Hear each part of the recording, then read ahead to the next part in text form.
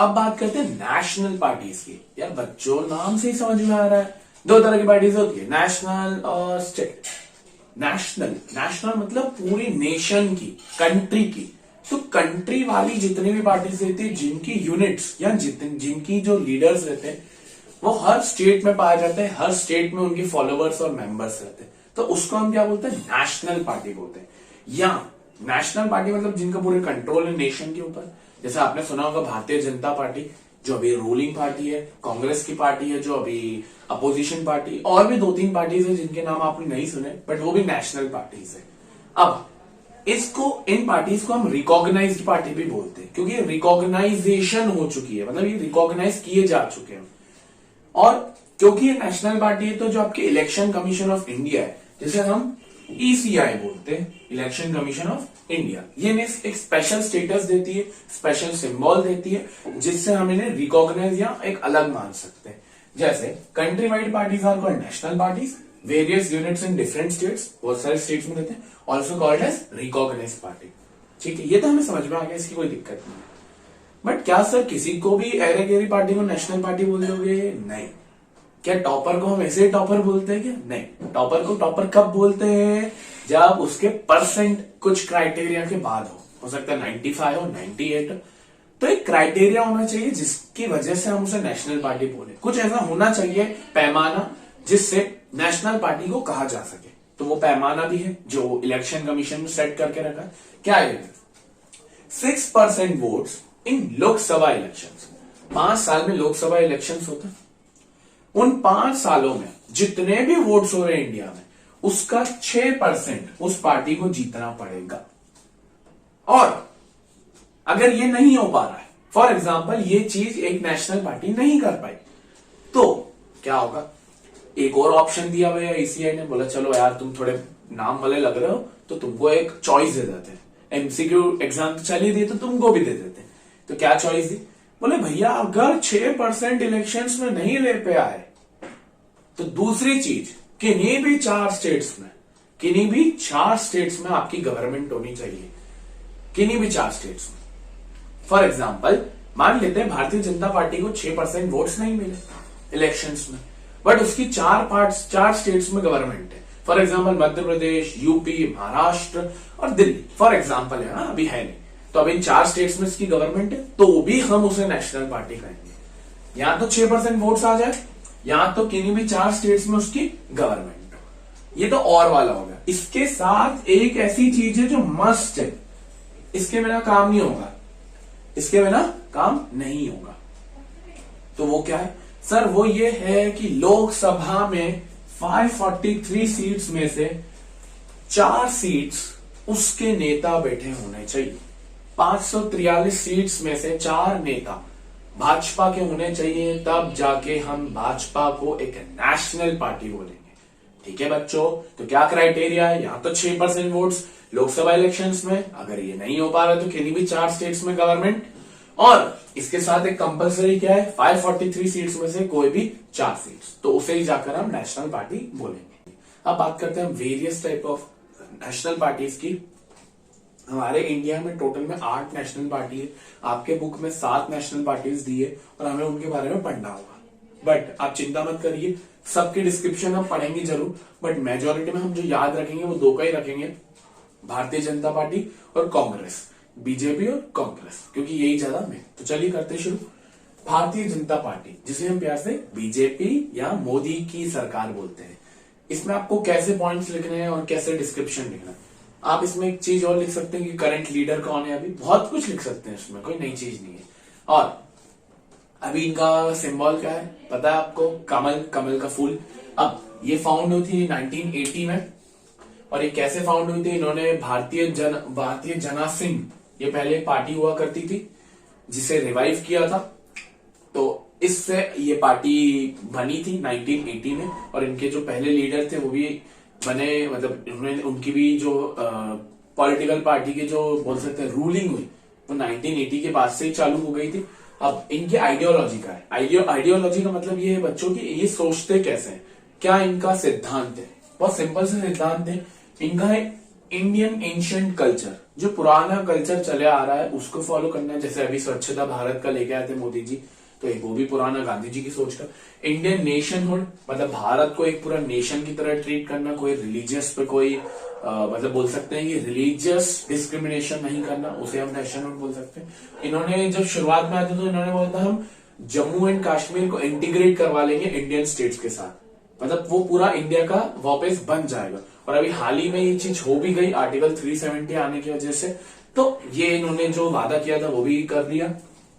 Increase in support base 1998, जो अब इनका सपोर्ट बेस कैसे बढ़ा था 1998 में, जब जो एनडीए था, मैंने बताया था ये जो एनडीए है ये क्या है, कोएलिशन गवर्नमेंट है, जिसका फुल फॉर्म था नेशनल डेमोक्रेटिक अलायंस। तो उनका वहां से सपोर्ट बेस बना था 1998 में। पहली बार ये मतलब इलेक्शंस पहले भी जीते थे, बट जो अभी मेजोरिटी में जीते वो 2014 और 2019 में। अभी ये करंटली रूलिंग पार्टी है, करंटली इनके लीडर नरेंद्र सिंह मोदी है, ये आपको पता भी होगा। तो ये हो गई भारतीय जनता पार्टी, जो कब फाउंड हुई थी 1980 में। अब हम बात करते हैं प्यारी सरकार, कांग्रेस सरकार। कांग्रेस का वैसे कांग्रेस नाम नहीं है, उसका नाम है इंडियन नेशनल कांग्रेस। किसी को भी नहीं पता होगा ये, बट इनको हम इंडियन नेशनल कांग्रेस बोलते हैं। और ये सबसे पुरानी पार्टी है, महात्मा गांधी के टाइम से चले हुए आ रही है। इसे हम कांग्रेस की जगह गांधीयन पार्टी भी बोलते हैं, क्योंकि शुरुआत से ही गांधी परिवार इसमें रूल करते हुए आ रहा है। अभी राहुल गांधी, सोनिया गांधी चलते हुए आ रहा है। अब ये फाउंड हुई थी 1885 में, जो क्योंकि बहुत पुरानी पार्टीज है तो इसको बहुत पहले फाउंड हो गई थी। इनकी आइडियोलॉजी क्या है, बड़ी सिंपल है, मॉडर्न, सेक्युलर, डेमोक्रेटिक। मॉडर्न मतलब जो आपको पता ही है, सेक्युलर मतलब कि जो इंडिया है वो कोई भी रिलीजन के ऊपर डिवाइड नहीं है। डेमोक्रेटिक, हम एक डेमोक्रेटिक फॉर्म ऑफ गवर्नमेंट है। और ये न्यू इकोनॉमिक रिफॉर्म्स जो आते हैं, जो अर्थव्यवस्था के नए नए फॉर्म्स आते हैं, उनको ये बहुत अच्छे से सपोर्ट भी करते हैं। और ये अपोजिशन में है अभी 2014 के बाद से। बाकी जो इनकी शुरुआत की पार्टी थी वो जवाहरलाल नेहरू ने लीड करी थी। अभी ये अपोजिशन में है। अभी इनकी जो पार्टी है वो इतनी स्ट्रांग इनफ नहीं है कि मोदी सरकार को हरा पाए, ये आपको भी पता होगा। बट ये पार्टी में कोई सेंटिमेंट्स हर्ट नहीं करना चाहूंगा मैं किसी भी फॉलोवर के, ये सिर्फ आपके जो बुक में लिखा है वही मैं बता रहा हूँ। मेरी कोई ऐसी पार्टी का इंटेंशन नहीं है कि आप इसे हम, ठीक है। अब बढ़ते हैं हम आगे और पार्टीज को देखते हैं। चलिए, तो अब बात करते हैं दो और पार्टीज की, बीजेपी पढ़ लिया, कांग्रेस पढ़ लिया। अब बात करते हैं हम एआईटीसी की। सर ये तो हमने कभी सुनी ही नहीं। अरे सुनिए, इनके लीडर को आप जानते हो, ऑल इंडिया ट्राइमूल कांग्रेस। लीडर बताऊं, पिक्चर आ रही होगी स्क्रीन पे, ममता बनर्जी, वेस्ट बंगाल की अध्यक्ष, वेस्ट बंगाल में जिसका राज चलता है वो उसकी लीडर है। कभी सोचा उसकी पार्टी ये होगी? लोगों को लगता होगा कांग्रेस या बीजेपी में से होगी, बट नहीं, उसकी पार्टी का नाम ऑल इंडिया ट्राइमूल कांग्रेस है। ये फाउंड हुई थी 1 जन 1998 को under the leadership of Mamata Banerjee, जिसका आपने फोटो देखा। इनका आइडिया था सेक्युलरिज्म और फेडरलिज्म के ऊपर।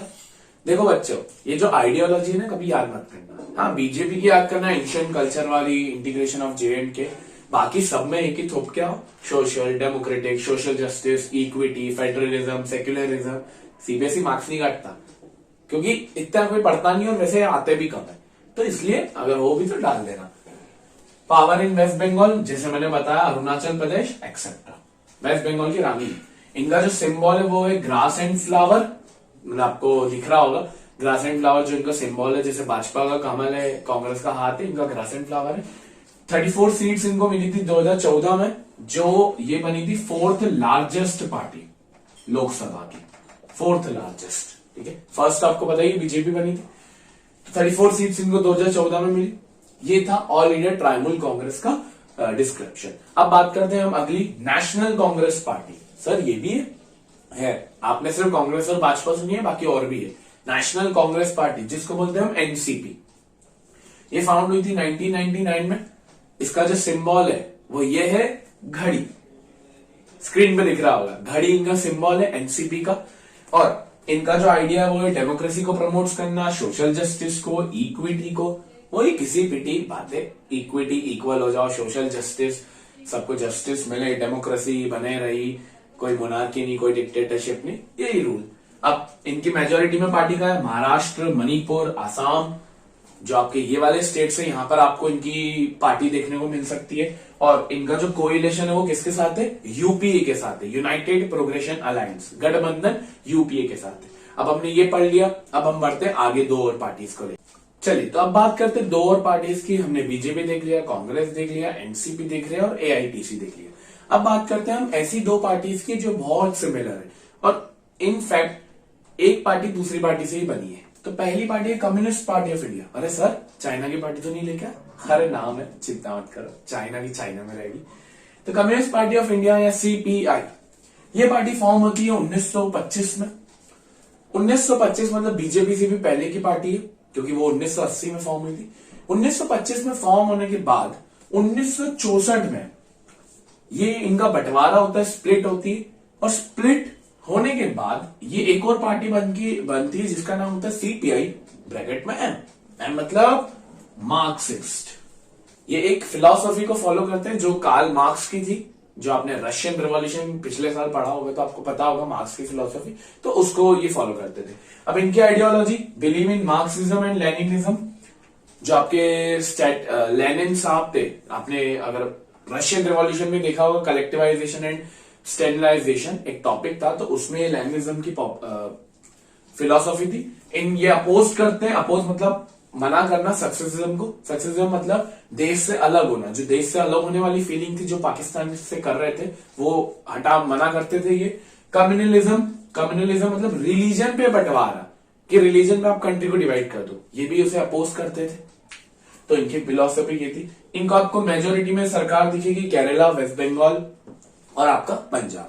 वेस्ट बंगाल में तो वैसे ममता बनर्जी की ऑल इंडिया ट्राइबल भी है, बट ममता जी की वहां पे मेजोरिटी में, ये आपको थोड़ा माइनॉरिटी में दिख जाएगी।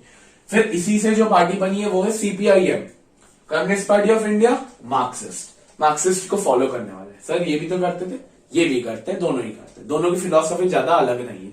ये फॉर्म हुई 1964 में, क्योंकि 1964 में ही बंटवारा हुआ था, तो 1964 में बन गई है।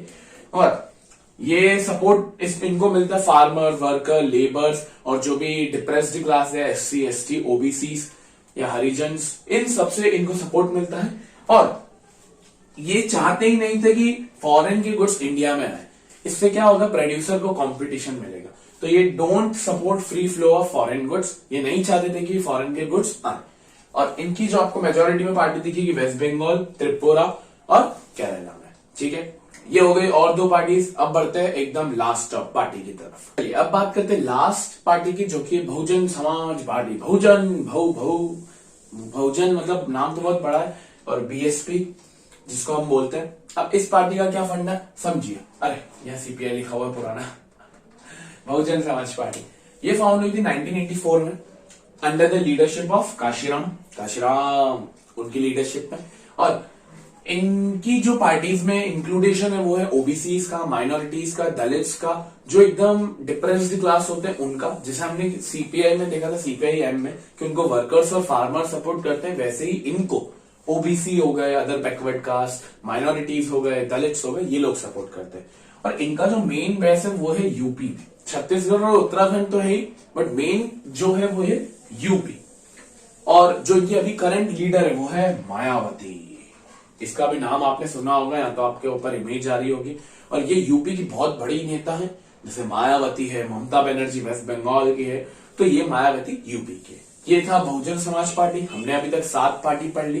बीजेपी, कांग्रेस, आपका NCP, national Congress party, all India tribal Congress, communist party of India, communist party of India, Marxist, और लास्ट में हमने पढ़ी बहुजन समाज पार्टी। इनमें से जो शुरुआत की 2 पार्टी है वो बहुत इंपॉर्टेंट है, तो उन्हें एक बार देख लीजिएगा। इसके नोट्स आपको डिस्क्रिप्शन बॉक्स में गूगल ड्राइव के लिंक दी गई है, उसमें मिल जाएंगे। Thank you for watching this video. अब हम आपको मिलेंगे नेक्स्ट वीडियो में। Thank you, Radhe Radhe.